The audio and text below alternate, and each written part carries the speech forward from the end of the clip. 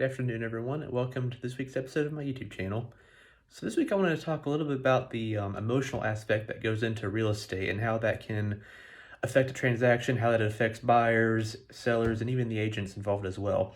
So, real estate can be a very emotional time.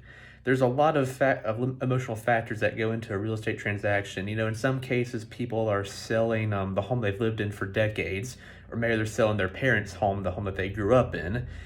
For a lot of folks, this is the largest purchase of their life. Homes are in the six figures. This is a very significant purchase for any person, and you're paying it off over multiple years. So there's a lot of stress involved with financials. There's a lot going on in a real estate transaction. You're basically letting a lender look into your whole life, your whole credit report, everything about your finances. They're diving into to make sure that you can be approved for a loan. So there's a lot of stress, a lot of emotion, a lot of different feelings that go into a real estate transaction. So it can be a source of a lot of anxiety and stress for a lot of people. So how do you manage that? That's really where a realtor comes into play because sometimes you can let your emotions get the best of you when negotiating a deal, negotiating a contract, trying to find a house. There's peaks and valleys of real estate. There's moments where you get so frustrated. Maybe you've made 5 offers on a house and you've been outbid every single time. Maybe you're in negotiations right now with a buyer. Maybe you're selling your home and you're in negotiations with a buyer and they're asking for things that you just don't agree with or that you can't fathom, and it makes you upset. Maybe you're frustrated, maybe you're angry, and the important thing to remember in a real estate transaction is to not lose your cool. And if you do lose your cool, don't make a decision based off of that. What's the saying? Like, don't make a permanent decision from a temporary feeling. That definitely applies in real estate. You definitely want to be even keeled and make sure that you're thinking rationally, logically, and long term, because what might be an issue right now could be resolved very easily if you let your realtor discuss things with their realtor. That's where we kind of come in. We're supposed to, of course, we're rooting for you as our client, but at the same time, we're kind of emotionally detached from the situation because for us, this is another sale. This is another home we're seeing. This is another home we're writing an offer on. This is another home that we're selling.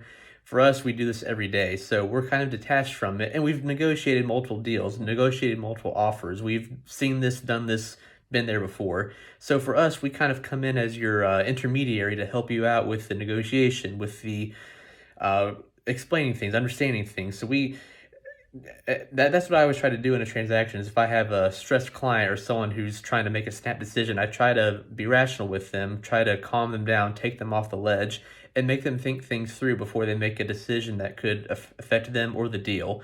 So it's important to kind of take a step back in real estate and just let your realtor keep you in check and try to make sure your emotions are kept in check as well, because there's a lot that goes into a real estate transaction, from looking at homes to analyzing contract offers to negotiating things like repairs or credits at closing, things of that nature. And you're talking about a lot of money being moved around. You're talking about some big decisions being made. It's stressful for anyone, and that's where your realtor comes in. You should definitely talk to them throughout any part of the transaction. If you're feeling stressed or upset, or if you don't know what to do, talk to them. Let them rationalize things and carry things through with you, and let them do their job as your local real estate expert to keep you calm, cool, and collected from the beginning to the end of the real estate transaction. That's a big part of our job. Is we're kind of like your therapist during the entire transaction, and we kind of help you we that's one of the biggest things I think that a realtor can provide right now that a computer cannot, is we help guide you through on the emotional end, the emotional aspect.